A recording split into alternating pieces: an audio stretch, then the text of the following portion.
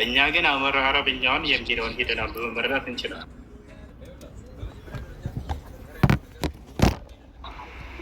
نحن آية بالنسبة لك ልክ አንተ አረብኛውን ተምረክ እንደተረጎምከው እኔም ኢብራይስጡን ተምሬ ተረጉማለሁ።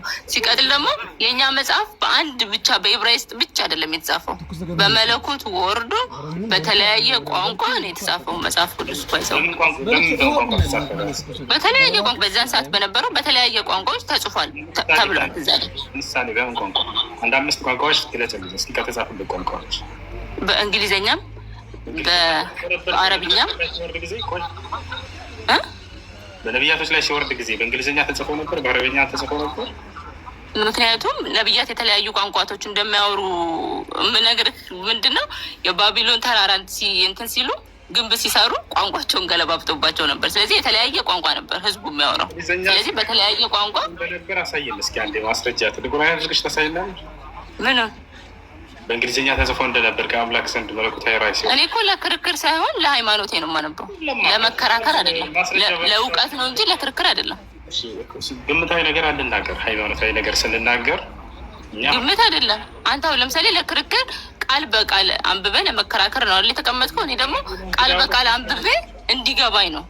እሺ ግምት ካልሆነ አሳየን እስኪ በእንግሊዝኛ የተጻፈውን የመጀመሪያው መጽሐፍ ቅዱስ ከነቢያቶች ጋር። ኦፍኮርስ ጉግል አድርገን ማግኘት ትችላለህ። ለምን ትገኛለህ? አግኝተሽ ታውቂያለሽ? እኔም ማቆን ያነበብኩትን እየነገርኩ ነው። አግኝተሽ ታውቂያለሽ ወይ? ለመጀመሪያ ጊዜ በእንግሊዝኛ የወረደለት ነብይ መለኮታዊ ራዕይ ማን ነበር? ያ ነብይ እሺ ስሙን ብቻ ነገሪ። ሕዝቅኤል ነው። ነብያት አንድ ቦታ ብቻ አልነበሩም፣ የተለያየ ቦታ ነው የተበተኑት። የተለያየ ቦታ ሄደው እንዲያስተምሩ የተደረጉት። በእንግሊዝኛ የወረደለት ነብይ ማን ነበር? ቃል በቃል አልኩህ እኮ በብዙ አይነት ቋንቋ ተጽፏል ብሎ ጽፎልናል። በቃ አለቀ። በብዙ አይነት ቋንቋ ተጽፏል ማለት ነብያቱ የተለያዩ ቋንቋዎች ያወራሉ ማለት ነው። ኮንቪንስ አሁን ለምሳሌ ለእኔ ኮንቪንስ ያደርገኛል መጽሐፍ ቅዱስ። ሌላ ጥያቄ ያለሽ? አዎ ሌላ ጥያቄ ደግሞ ሰው አንተ አሁን ስታመልክ እንዴት ላላየኸው እንዴት የማታውቀውን አምላክ ታመልካለህ? እግዚአብሔር እንደማይታይ አታውቅም ማለት ነው። አሁን ወደ 10 ጥቅሶች ላሳይሽ ነው እግዚአብሔር እንዳልታየ። ስለዚህ ስህተት ነው ማለት ነው የመጣሽበት መንገድ።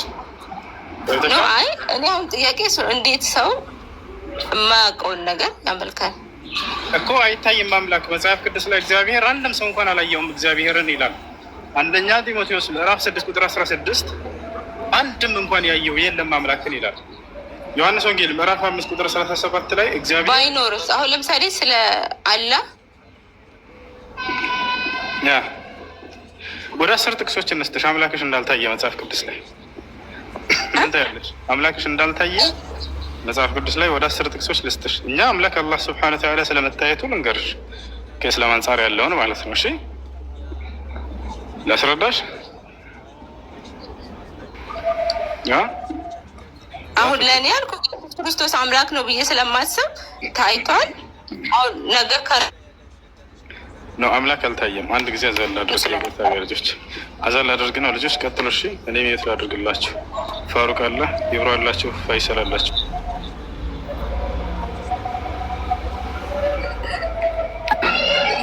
አይሽ ወገናችን አለሽ አለ ሰማሽ?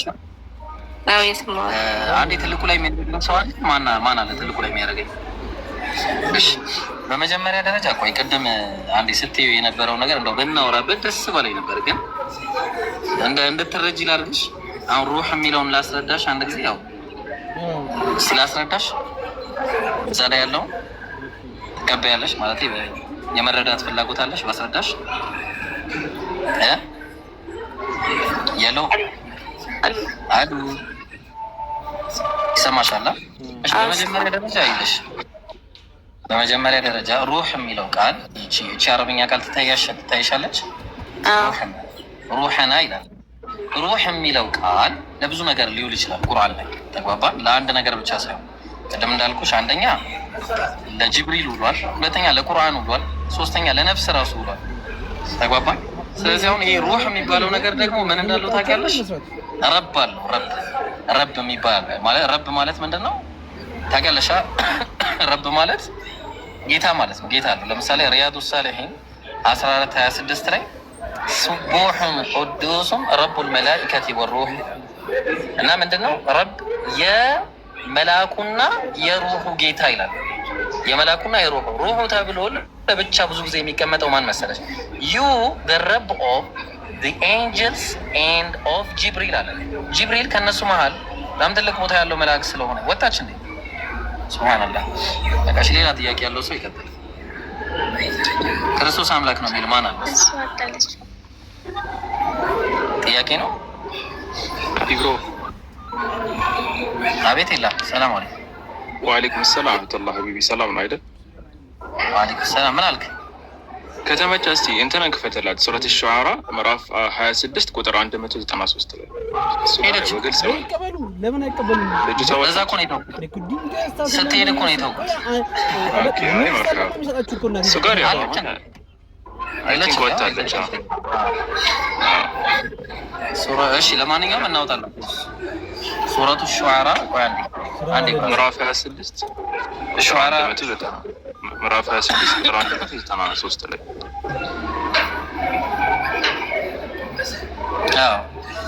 ነዘለሁ ማን ነው?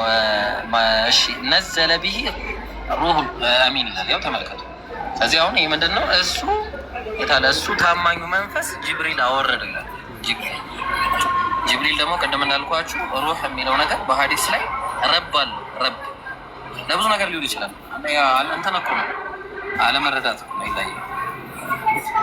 እሺ ክርስቶስ አምላክ ምን አልከኝ? ምን አልከኝ? እንደ ያውዱ አንዳንድ ቃላት እንደ ያውዱ ይፈታል። ይሄ ግልጽ ነው።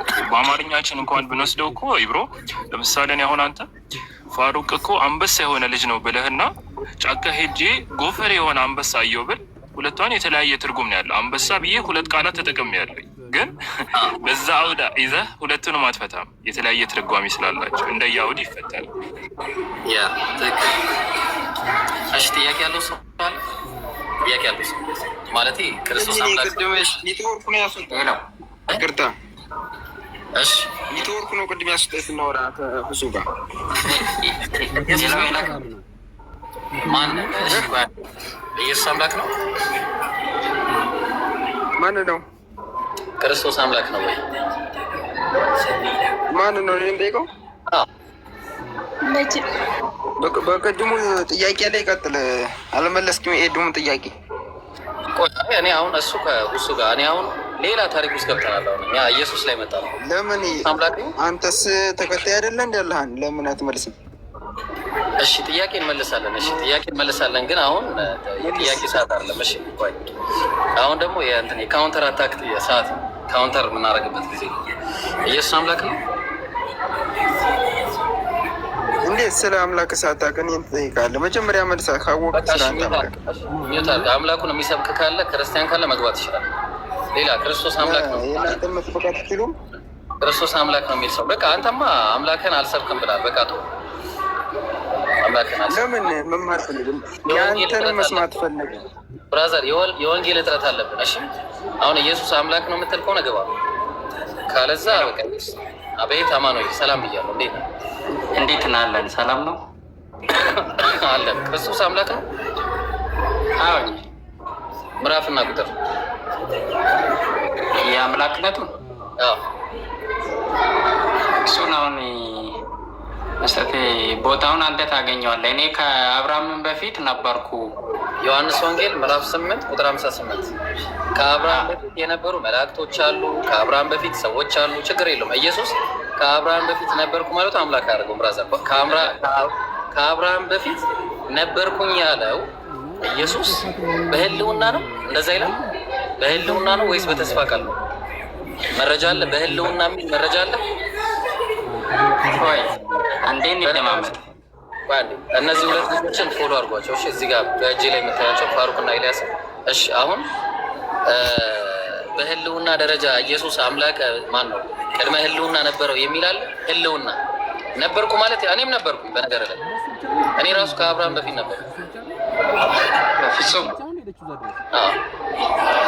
እሺ እንደማመጥ እሺ ያዳመጥ በእስልምና አስተምህሮ አምላክ ማለት ምን ማለት ነው? ስለዚህ የለም አሁን ክርስቶስ አምላክ ነው የሚል የለም ባይብል ላይ። አሁን ክርስትና ላይ ገባ እኮ ፈታን እኮ አምላክ ማለት ምን ማለት እንደሆነ ለማወቅ በመጀመሪያ አምላክ ማለት ምንድን ነው? አምላክ የሚባለው ነገር አምላክ ማለት የማይሞት የማይበሰብስ፣ በአንድነቱ ላይ ሁለትነት የሌለበት፣ በጌትነቱ ላይ ባርነት የሌለበት፣ በኃያልነቱ ላይ ድክመት የሌለበት፣ በአስተናባሪነቱ ላይ አጋዥ የሌለበት፣ በጌትነቱ ላይ ባርነት የሌለበት፣ በፈጣሪነቱ ላይ ፍጡርነት የሌለበት አንድ አምላክ አለ። ይሄ ነው ሰው ያልሆነ አንድ አምላክ ማለት ነው። አሁን አንተ አምላክህን ንገረኝ። እሺ የት አለ አምላክ? አሁን ባይብል ላይ ኢየሱስ አምላክ ነው የሚል አለ? ያው ነገርኩህ በቃ አምላክ። ይሄንን ሁሉ አንተ የነገርከው እኮ መላእክቶችም አይሞቱም፣ አይጥሙም፣ አይራቡም፣ አይሞቱም ገና እነሱም አምላክ ናቸው፣ ፍጡር ናቸው። እነሱ ደግሞ ፍጡር ናቸው። ወደ ፍቺው እንምጣ። አምላክ መልአክ አይደለም። አሁን ኢየሱስ አምላክ ነው የምትልበትን አንድ ጥቅስ እባክህ፣ አንድ ጥቅስ። ኢየሱስ አምላክ ነው ራሱን አላለም። መረጃሽ ፍቺውን ሰጠ። የአምላክ ትርጉሙን ነው ለእኛ የሰጠ መረጃ ያሌና ቆይ እንደማመጣ ይቻላል። አምላክ ማለት የማይበላ የማይሞት ወይም ደግሞ የማይተኛ የማይደክም ከሆነ መላእክቶችም የማይታዩም ከሆነ መላእክቶችም የማይታዩም ሰይጣንም የማይታይም ብዙ ነገሮች አሉ። መረጃ የለም መረጃ የቱን ኢየሱስ አምላክ ነው የሚል መረጃ የለም ባይብል ላይ ሰጠው እኮ። አሁን አልነገርክኝም? ዮሐንስ ወንጌል ምዕራፍ 8 ቁጥር 58 እኮ ነበርኩ ማለት ነው። አምላክ ያሰኘው ሐዋርያቶች የመሰከሩትን ሐዋርያት የመሰከሩት እኮ ኢየሱስ አምላክ ነው የሚል ነገር የለም። ነበረ ማለት አሁን እኛም ነበረን፣ በተስፋ ቃል ነው የነበረው። ሐዋርያት ሥራ ምዕራፍ 13 ቁጥር 23 ላይ